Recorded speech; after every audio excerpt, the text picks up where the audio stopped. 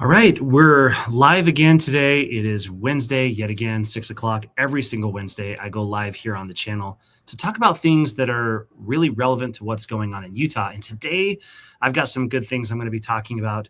First and foremost, it's all about baseball stadiums today. So I'm first going to talk about the ballpark that we've had here in Salt Lake City for decades that is now not needed because the team moved to my neighborhood in Daybreak. So first of all, I'm going to talk about that development where the ballpark currently sits. They're actually going to save part of that stadium and use it as a venue for concerts and things like that. It's going to be really cool.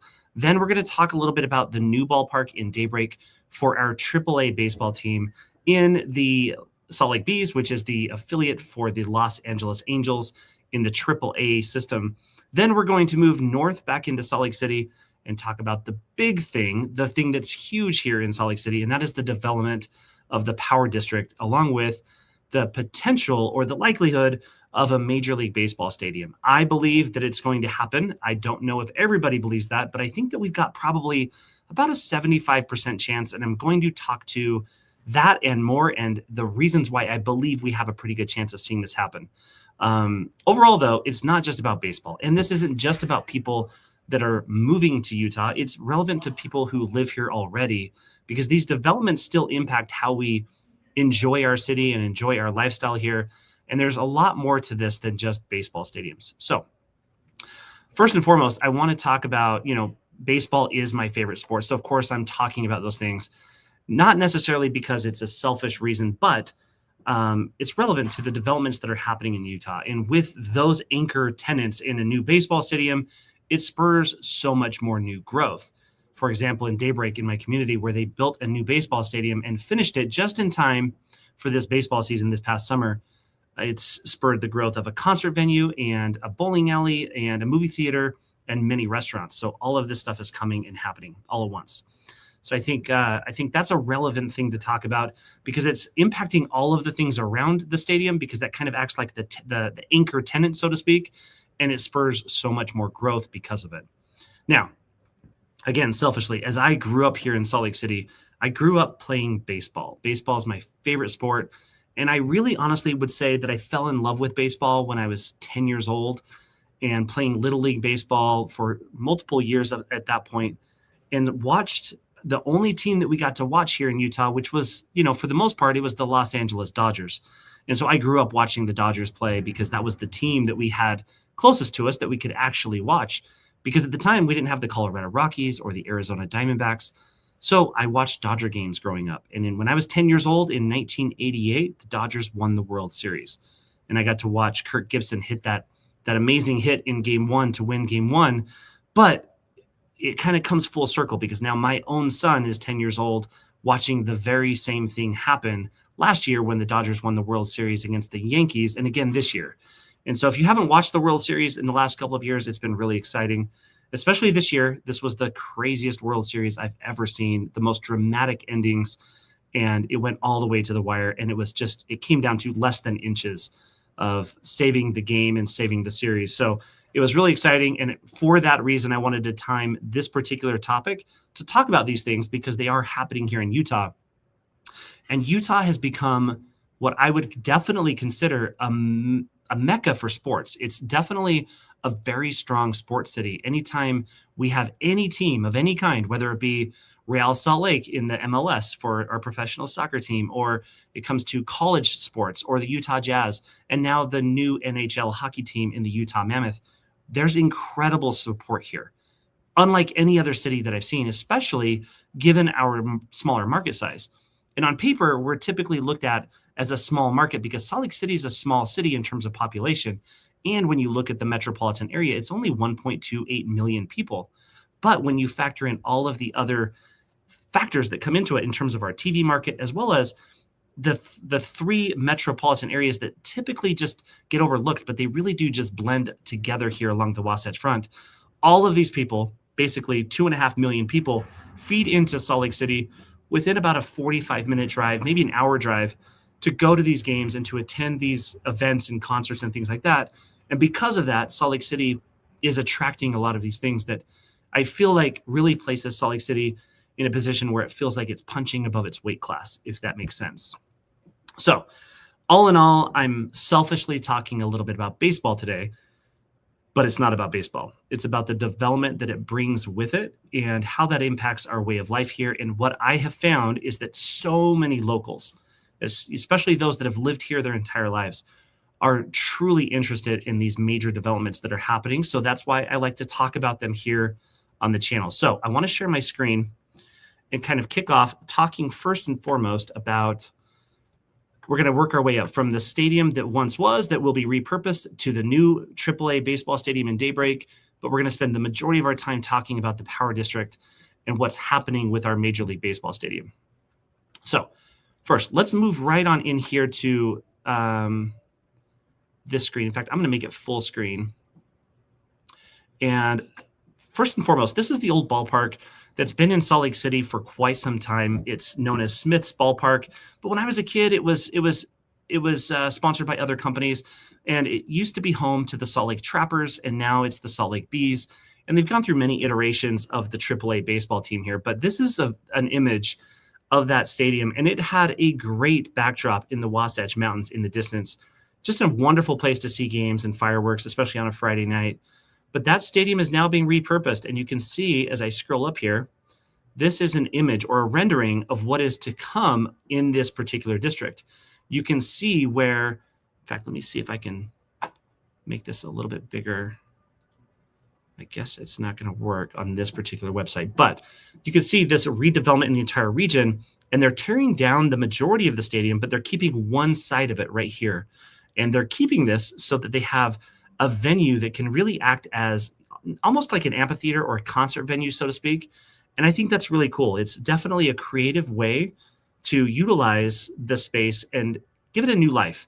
And the cool thing that I think really came into play is, as the city was trying to decide what was going to happen to this site, it went through a public process in inviting people to come up with images and concepts as to what they could do and how we can envision this site to become something new. And I think it's really cool to see this happen, instead of just tearing things down, to actually repurpose them and make them into something better. So this is the site in just south of downtown Salt Lake City.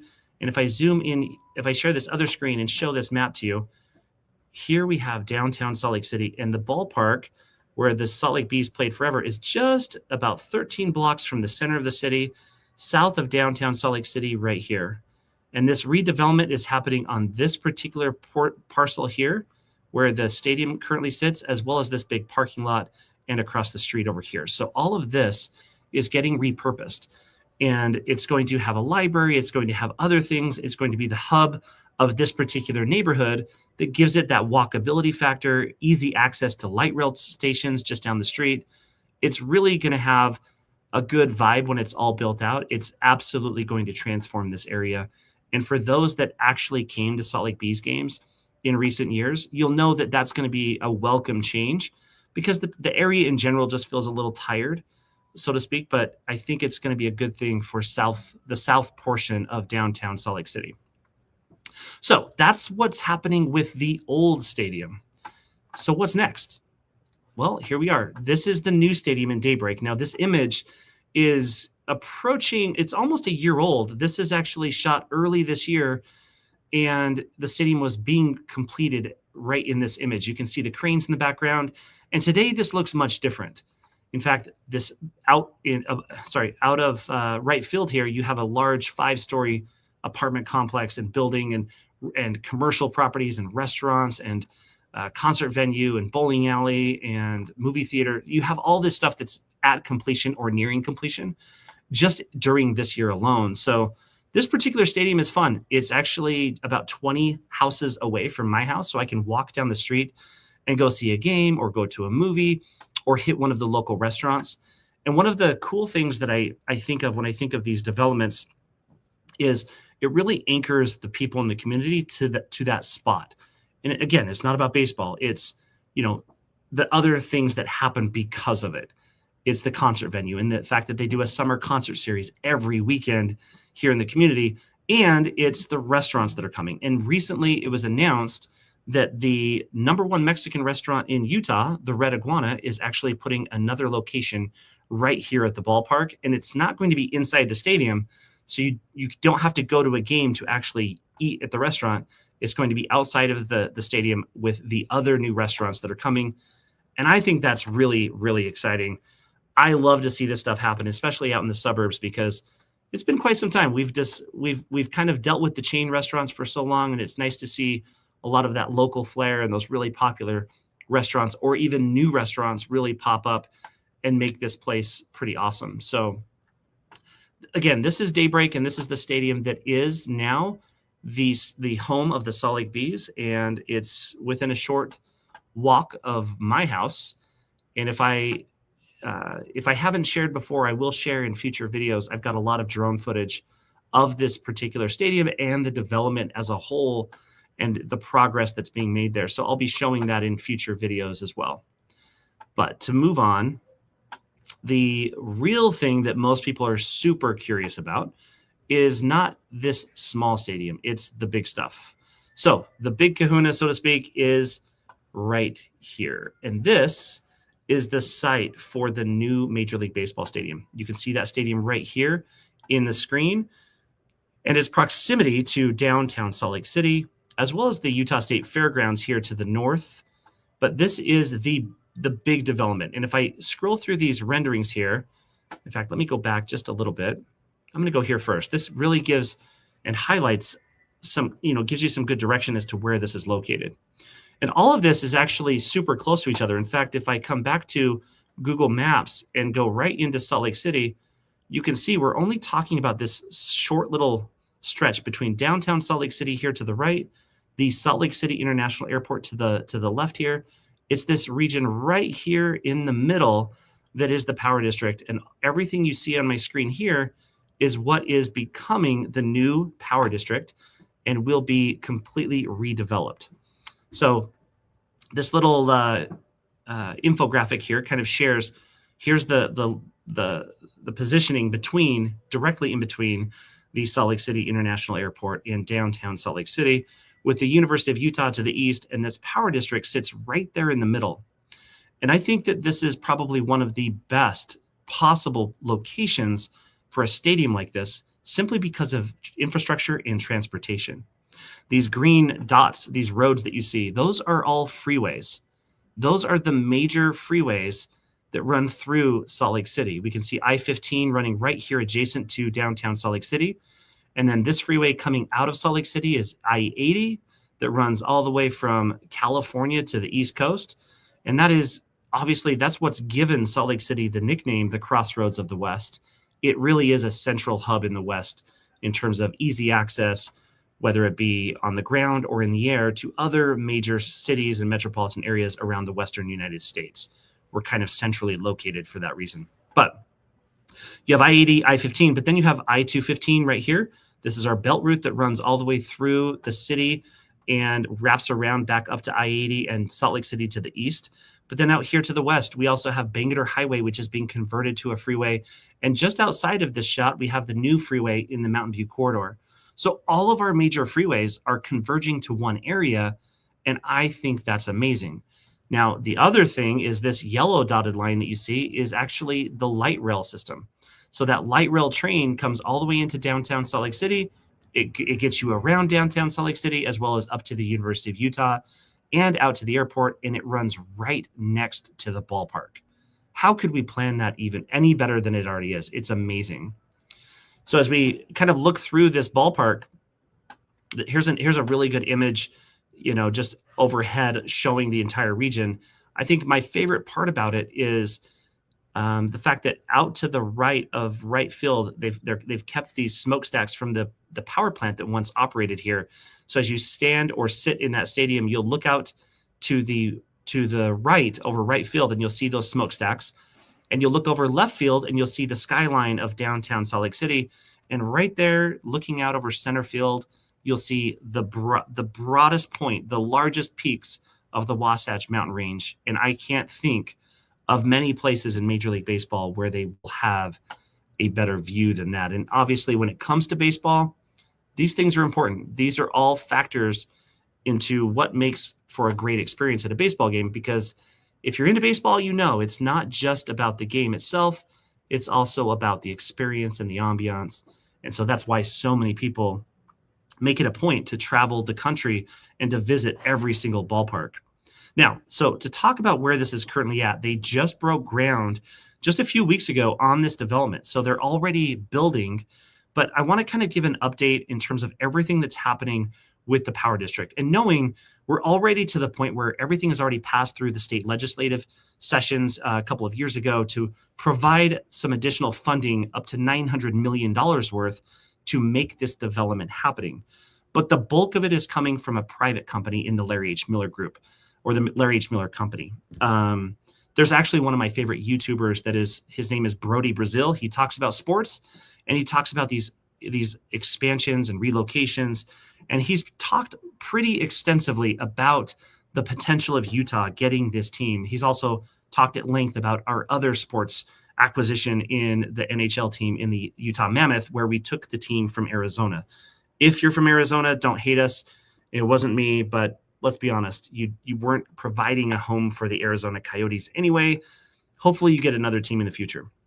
But if you have time, I'll put a link in the description of this video to go check out Brodie Brazil's channel. If you're into sports and you like to know these types of things, I have not found anyone better than him in how he explains it. But I want to give an update as to what this entire power district and the baseball stadium is looking like as of right now that we're pretty much what they call shovel ready. So this power district is a very large scale, $3.5 billion mixed use redevelopment project currently underway on approximately 100 acres in the heart of Salt Lake City's west side. Now, I just showed that to you on the map, but that particular region is what is driving this decision as to why this is such a good location. Transportation being one of the biggest components. And this is all being led by the Larry H. Miller Company. Now, if you don't know who the Larry H. Miller Company is, it was the company, of course, the founder, the person that started it was Larry Miller. He's since passed away, but his wife still runs that company, along with the CEO and Steve Starks, and they do a great job here. They are known for their philanthropic efforts as well as so many good things that they've done in this community, but it was always Larry's vision and passion to bring baseball here. And while he did own the Utah Jazz for decades, and they were just great stewards of that team, this was the vision all along, and I just think it's amazing that his wife is making this happen, and I think it's going to happen. But this project aims to transform this largely industrial area into a very vibrant community hub that will serve as a gateway to downtown Salt Lake City from the west side. And the key features of this development in the master plan of it includes a variety of amenities and developments. So first and foremost, it will include the new headquarters for the Rocky Mountain Power headquarters. Let me just double check something before I move on. I want to make sure that you're seeing other images. Here are some other renderings of this district and redevelopment. And I just think all of these images really help tell the story as to what is going on in this area. But the first building that they just broke ground on is the Rocky Mountain Power headquarters. And the construction's already underway. It's a 10-story, 300,000 square foot corporate campus for Rocky Mountain Power, which is the first phase of this development and is expected to be completed by September of 2027. I think that sounds pretty aggressive, but to be honest with you, in Utah, when we build things, it actually usually happens. So if I'm a betting man, I'm going to bet that they get that done in time. And next up, Major League Baseball Stadium, of course. This site is the proposed shovel-ready, quote-unquote, location for a potential Major League Baseball expansion team and the stadium. And this is an effort being championed by the Millers as well as Big League Utah, which is a consortium that's led by the Miller family. And the renderings for this potential ballpark have been released, but we have not yet seen any kind of announcement from Major League Baseball. So how does this work if you're thinking, are we really going to get a team here? Well, Major League Baseball has a few things they've got to cover before they can make that expansion happen. Number one, they had to find new stadiums and get better positions for the Oakland Athletics as well as the Tampa Bay Rays. And if you're familiar and you're in the know about what's going on in baseball, those two teams really had to resolve their stadium situations. The Athletics were playing in an archaic stadium that really needed to be upgraded, and they ended up moving to Las Vegas. And the Tampa Bay Rays, their stadium was pretty terrible as well, but it got hit really hard in a hurricane and ripped the roof off. So now that both of those teams have pathways to their new stadiums or relocations, now the only other hurdle based on the commissioner of Major League Baseball is to get through next season. Because after next season in 2026, at the end of the season, come December, it will be the ending of their collective bargaining agreement, and they have to negotiate a new one. In that renegotiation for the new collective bargaining agreement, they're going to have to talk about expansion. I believe that 1 year from now, those talks will be happening and that it'll become part of the discussion and a major component of it, because money comes into play. And when you add more teams, there's more money to be paid. And baseball is more popular than ever. And it's booming. In fact, if you look at the ratings from the most recent couple of World Series, it's off the charts. And so with baseball leading the charge in terms of the most tickets sold by far, they sell more tickets than the NFL, the NBA, and NHL combined. They're not yet considered, they're still not the top sport in America. That will be football, and I think it'll be football forever, but they are right there in the number 2 spot competing with the NBA. And overall, once this actually happens next year and we go through that collective bargaining process, there may or may not be a lockout. There may be a work stoppage whereby a season is shortened. Who knows? I really hope that that's not the case, because the only people that really get kind of screwed over in that is the fans. But in all of those things, there will be an opportunity to talk expansion. And it's been in the talks for so long that the proposal is to expand by 2 teams. And in 2 teams, one would be in the West and one would be in the East. And so Salt Lake City has really positioned itself as the top contender in the West alongside other cities like Las Vegas and Portland. But with Las Vegas already getting the Oakland Athletics and ripping that team away from the Bay Area, it's really come down to Salt Lake City and Portland in terms of the 2 Western cities that are most prepared and positioned for a new Major League Baseball stadium and team. So my guess, if I'm thinking about this from the perspective of what would I bet on happening, I think in another year, the talks will happen. In maybe 2 years, maybe 3 years, we might have a plan in place and see those announcements being made. So hopefully that happens. And I do believe that we've got about a 75% chance that this will end up happening for those that live in Utah. Now, if you know anything about Utah sports, our teams are always named after the state, not the city. And that's going to be the same with baseball. We will be known as the Utah whatever, fill in the blank. And I think that's cool, because it really ties in the identity of being a Utahn and not just somebody from Salt Lake City, because we bring and attract our fans from along the Wasatch Front. And even people from Idaho and Wyoming, they'll come to games here. And it's more of a Utah thing than anything. And in general, people just identify as being a Utahn, or they live in Utah, or they're from Utah, much more than I live in Salt Lake City or Provo or Ogden, so to speak. Okay, let's move on from the Major League Baseball stadium and talk about the other developments that are happening on this particular parcel of land, and that's the residential and commercial space. The development itself will include approximately 4,700 housing units with a mixture of types of different housing and price points. And it's going to have 1.3 million square feet of office space and 320 square feet of retail space that focuses on local businesses, and then 300 hotel rooms. And I think that's really key to focus on local businesses, because I think that's what drives our economy, and that's what really creates more interest in an area to begin with, rather than just the chain restaurants that we see absolutely everywhere. All right. Next up, we have green space and recreation. The plan also features abundant green spaces, trails, an indoor climbing center, and significant improvements to the Jordan River. Now, if you don't know anything about the Jordan River, you'll know that it's not somewhere where a lot of people want to hang out, but it's because it's really widely an industrial area. So in this particular rendering, you can kind of see how they envision bringing this to life. You can even see kayaks on the water there. And really, I think this is welcome. I think this is a really cool feature. It includes a 1-mile riverfront walk with enhanced access and potential for water activities like kayaking and other things. I think that's pretty amazing. In addition to that, the development offers integration with the Utah State Fair Park just across the street to the north, to the northeast. This project is adjacent to the Utah State Fair Park and will incorporate its existing master plan, enhancing the area's cultural and recreational offerings. And then last but not least, it's the accessibility. It's the things I talked about early on in this video, where everybody's going to be able to get in and out really easily on I-15, I-215, I-80, or the 2 track stations for our light rail system here, which is amazing. So let's talk about current status. So the ground was officially broken on the project just last month in October, with work starting on the new Rocky Mountain Power headquarters, infrastructure improvements, and site cleanup, including environmental remediation along the Jordan River, are also in progress right now as we speak. And the project is seen as a major economic and cultural catalyst for Salt Lake City's west side. This is what's bringing this entire project together to begin with, because this area is fairly dilapidated anyway, and it's time to see it come to life.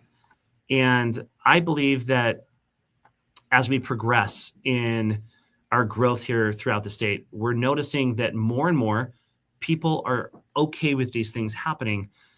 With that said, though, there's still always going to be pushback.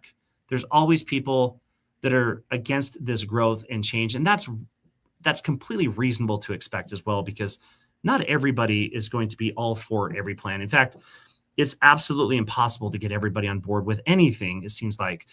But if we can really create something that benefits the entire community as a whole, and not just baseball fans, it really is a plus. For example, in my neighborhood where they built that stadium, they're not just making it about baseball. There are concerts, there are other things that are happening. In fact, starting on November 15th, running through December, it will be the host for this massive light display. So if you want to see really cool Christmas lights with the family, it's going to be amazing. So that's an experience that in the past you've had to go to downtown Salt Lake City to really enjoy. But right there in these areas, a lot of things can happen beyond just baseball. And I think that these particular developments in the Power District in Salt Lake City, as well as downtown Daybreak, where I live, or the Point development down in Draper, or Utah City in Vineyard in Utah County, as well as so many more that are up and coming, whether they be residential developments or major commercial developments, they're still coming. They're happening all over the state, including St. George to the south and up north in the Ogden metropolitan area as well. I keep my pulse on what's happening in Utah constantly, and I'm always being bombarded with these new announcements of things that are coming. And as these things happen, I will continually provide value here on the channel to make sure that people can see what's happening in Utah, because I feel like that phrase right there sums up my job, my mission, to make sure that you know what's happening here, whether you're looking to live here or you already live here to begin with. And as always, my team and I are here to be your real estate resource of choice. If you have any questions whatsoever, we've got a great process to make sure that we help guide you in making the move to or within the state. Please reach out to us. You can find my contact information down below. And like I said, I'll drop that link in the comment of this particular video to check out Brodie Brazil's channel as well if you're really into sports and you want to follow him. And if you're looking for more information about living here, reach out to us. And hopefully I've earned the fact that you'd subscribe to my channel. It really means the world to me and it helps me. If I've earned it, please hit that subscribe button. And if you want to learn more about life in Utah, reach out or check out my other videos on the channel. And until next time, have a great night.